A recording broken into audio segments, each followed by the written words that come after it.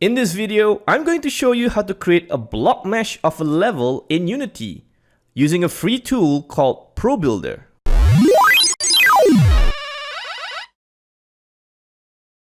Hey guys, Adam here from MYSTIQUE. I make games and I help others to learn game dev.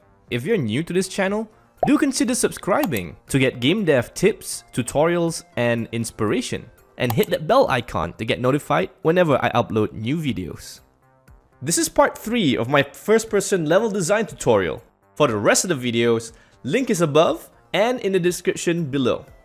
Stick around until the end of the video because I have a free PDF guide that can help improve your level design skills. When you're prototyping a level, it's important to have a draft version.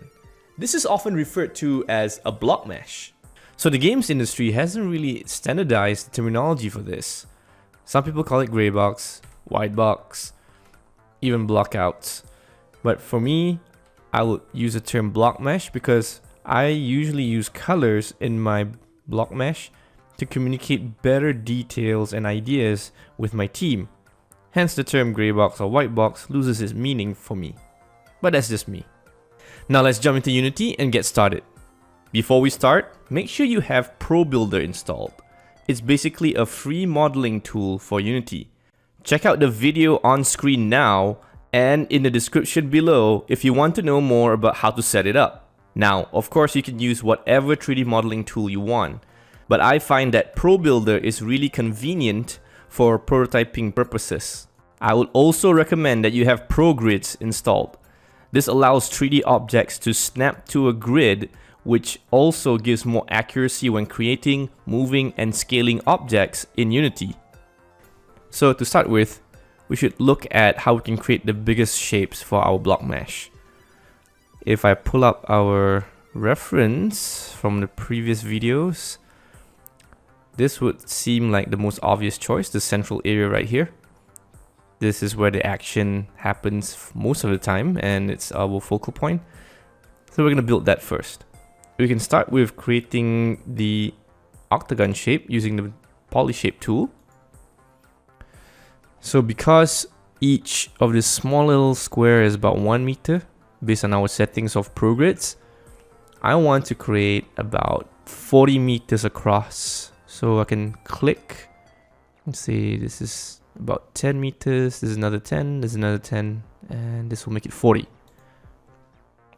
Then I want it to be about three big squares or 30 meters across for this slanting angle here, and then go another 40 meters down here, and then diagonally 30 meters, another 40 meters, and you can see where I'm going with this. So even if you make a mistake, you can always click and hold each of these points and correct your mistake. And because I'm snapping to grid, it's going to snap somewhere along these boxes. Once you're done, click enter and then switch back to perspective mode. We can start pulling this extrusion and determine the height. So I'm gonna put it around, let's say 8 meters for now, and click enter. Let's have a look. That's pretty decent for what I'm going for. Now I can select the face selection tool, click this top face right here, and what we're gonna do is actually create this acid pool or toxic pool in the middle by using a method called inset. So with the face selected, I press R first and hold shift, and I'll create an inset, and I want it to be about here. So we can switch to top view and have a look. Yeah, that's about right. So I'll click enter, and then I can click W shortcut. If I move this just like that, it will manipulate the connected objects as well. So again, we'll probably have to extrude. Actually, you can use the move tool press on W, hold shift, and then move this downward. So this will determine the asset pool's depth. So I'm just gonna put about a few meters here. Doesn't really matter. You're gonna fall in and die anyway. So that settles the basic area as well as the asset pool. Now I want to create this centerpiece, this tower in the middle of the toxic pool.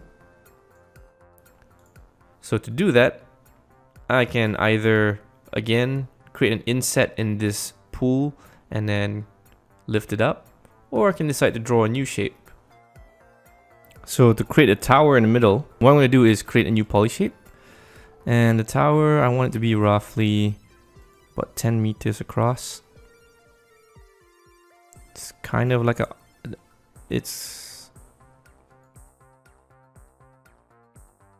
can draw that shape around the grid, and then we'll click enter, and then we're going to extrude it up. Before we do that, let's put it in the middle. Somewhere around here. Let's select the face of that, and let's then hold shift and move it upward to extrude a few meters up.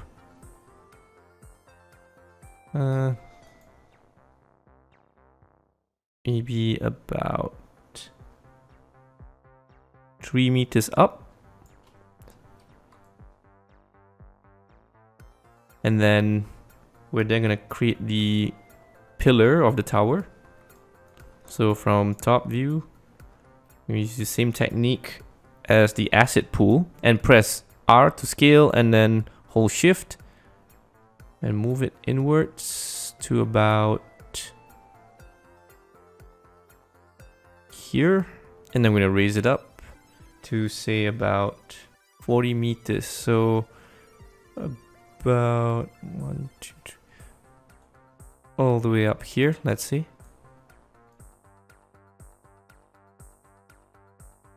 Maybe that's too tall. What we can do is always put it down.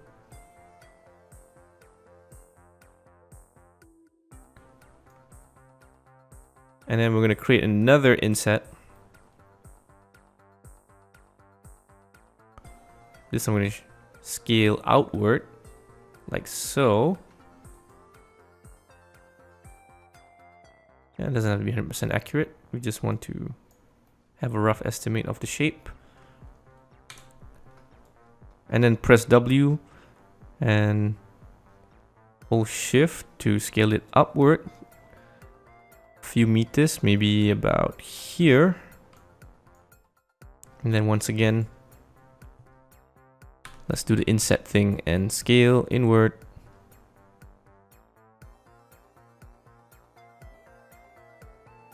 And this time we're gonna not hold shift, and we're gonna manipulate the entire shape, or the connected surfaces to that shape, and we'll create this bevel right here.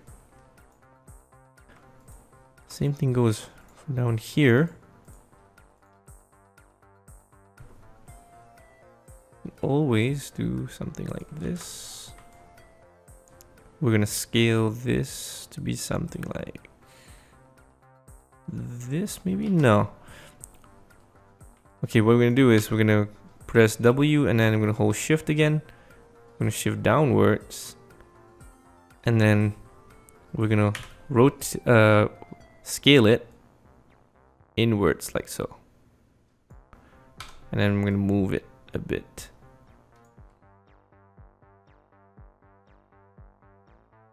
Our basic shape is right there. Hey, before we continue, I just want to make a quick announcement. I've just set up a Discord server for Pixel Mystique, link in the description below. It's a place where I share more tips and resources for game dev. I also share various tools that I use. There's also channels for the community to contribute and share not only their projects, but also tutorials they made, or if they find any online. You can also ask for help from the community when you get stuck in game dev, and you can even find people to collaborate with, whether it's paid or just for fun. So do check it out. Now let's get back to the video. So next we're going to create a prison block, which according to our reference right here is these sections and corridors. So what we can do is let's draw the layout using the new polyshape tool. And then I'm gonna start clicking around and make it about maybe 3 meters across here, 10 meters down here, 5.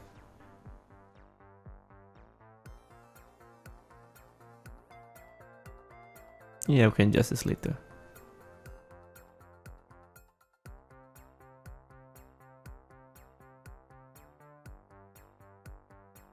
That's one prison cell. And then this is the gap. And then we draw another prison cell. Don't worry about this part, by the way. It will all make sense later on once we finish.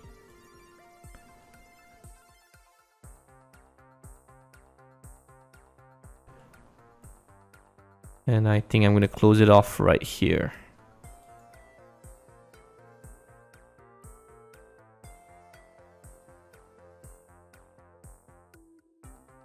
Then I can hit enter.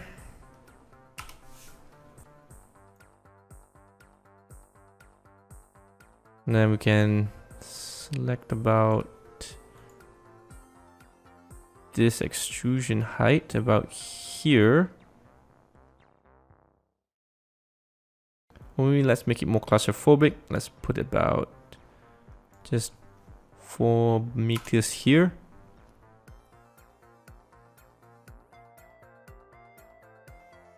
And then move it to the bottom because I'm going to make it go upwards. Now, if you notice, I've only drawn half right here. So what we can do now, because it's quite repetitive, is a typical trick in 3D, which is we're going to mirror an object. And boom, we have the other part. But there are 2 separate pieces. And the other problem you might have is inside. Well, before that, let's see through this entire thing. And in ProBuilder, what you can do is, especially for first-person kind of environments, click on Flip Normals. And you can see through from the outside. Yet from the inside, the walls are still there. And you can see that there's a wall in the middle here, which is the 2 walls from these 2 separate objects. So first things first, we're going to merge them. And then we're going to select this middle wall here. And we're going to remove that. That's just one side. We're going to remove the other side as well. And then what we're going to do is select vertices, which is this one right here.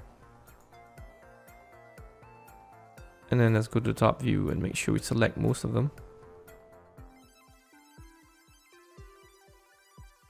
And then we're gonna do weld vertices to make sure that everything's connected. Don't think it's selecting the bottom ones, so let's do it from the bottom as well.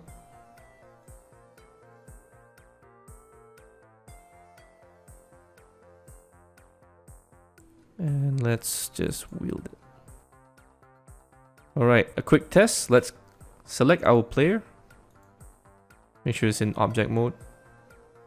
And then let's move this guy into the prison block.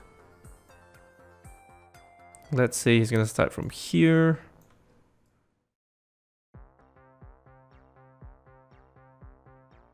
And before you might notice something weird, he's gonna fall off the map. Yep. So we'll need to make sure that we add a mesh collider here, because I think what happened is when we merged these 2 objects, the collider disappeared.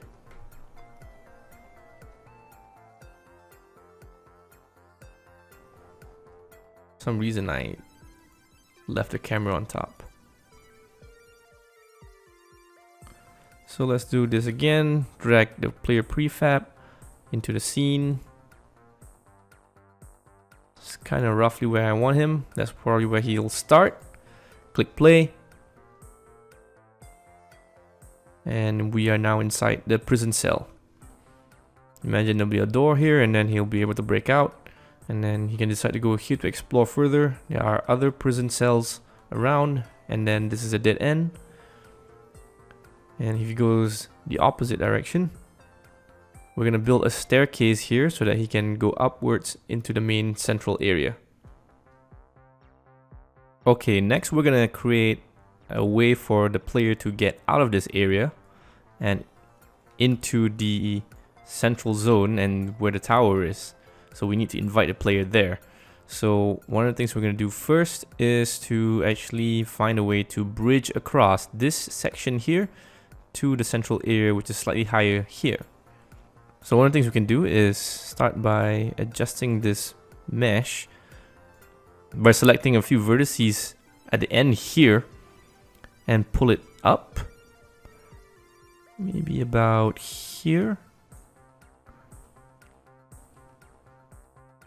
You can see that we're stretching some of the ceiling area here, but that's okay because it will then create a sort of guideline for the player to move, as the shape now is no longer a flat ceiling. So we can also lift this up. Let's adjust it a little bit here, make it lower.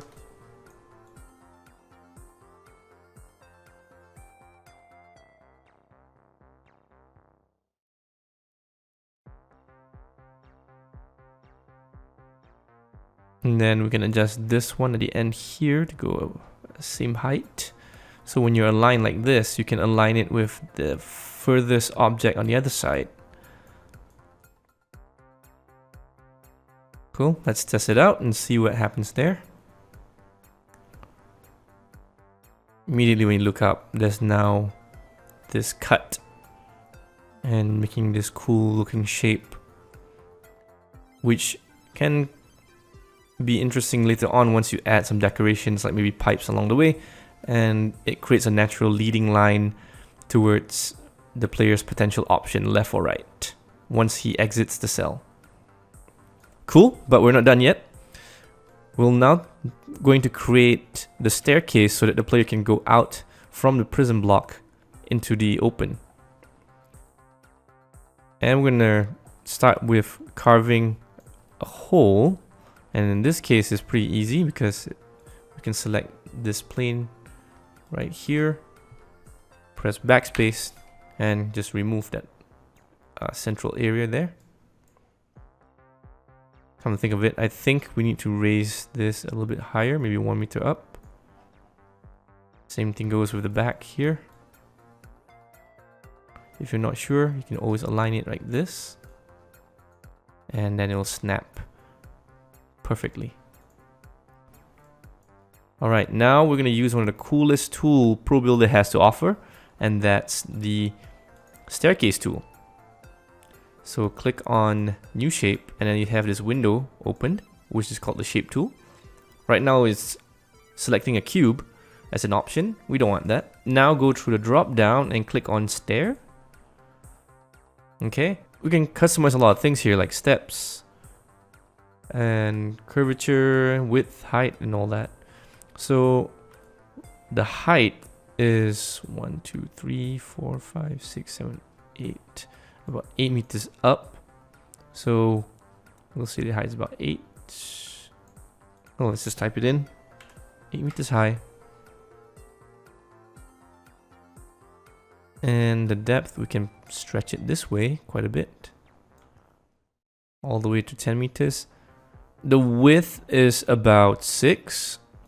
So let's type that, 6 meters. And then we can play around with a bunch of stair. The more steps you have, the smaller the height of each step. So it makes it easier for a player to climb on top. And let's just try this out first.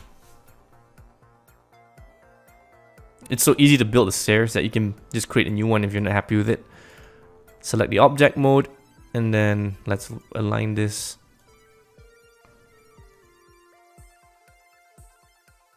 to where we want it to be.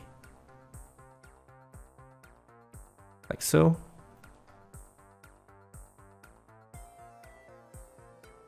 That looks pretty decent already, surprisingly. Usually I have to retry this a few times. Let's test it out. Click play. The player starts from the cell, goes out from the cell, and just like that, when we turn right, we can see a staircase. And we're able to climb and reach out to the central area. Pretty decent. And we're guiding the player's eyes because we have created this carving or ridge, as you might want to call it, above. And when he turns left, there's clearly a dead end. But when he turns right, because of the staircase and also the little vista that we created, a little frame as some of the level design terms goes, we can do better work here once we do the details and create maybe a better angle of this frame. But with some lighting and maybe just from the towers, colors and all that, you can already catch the player's attention and he will naturally want to go right. Once you've done this, what you can do now is, rather than creating the prison block all over again, you can just duplicate them. You can just group these objects by creating an empty object and then selecting these two and group them here. By the way, you want to probably start naming these objects so that you don't get lost once you have so many objects in a scene. I'm just gonna ignore the rest and rename just the prison block.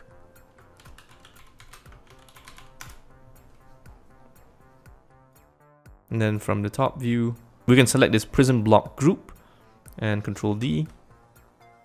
And then we have one new group right here. Just rotate it. Oops. 90 degrees. Oops, wrong way, but we'll just move it around, that's fine.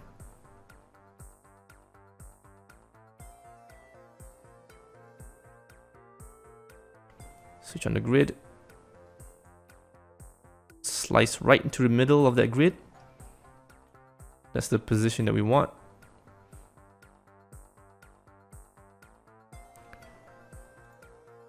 And duplicate again, selecting this prison block.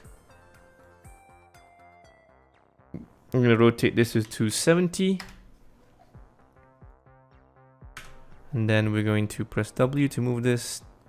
And we're going to snap it right in the middle. So you can zoom in if you want to make sure that you're precise. So it's about 3 squares here, 3 squares here. And it's aligned nicely. So we're going to continue on and add more blocks if you want to, but I'm going to stop right here. Hopefully you can see that by focusing on the bigger sections of your block mesh, you can carve out pretty quickly the overall layout and then start playing around and tweaking from there. Question of the day: what are some of the challenges that you face when designing a level? Let me know in the comment section below. Okay, as promised, here's the free guide that can help improve your level design skills. In this guide, I've compiled the 10 questions you should ask when designing a level. If you want the guide, there's a link for it in the description below. Special thanks to my Patreon supporters. It is due to their generosity that I'm able to make more games and more videos like this one. If you enjoyed this video, hit that like button and consider subscribing for more game dev tips, tutorials, and inspiration. Thanks for watching. Have a nice day.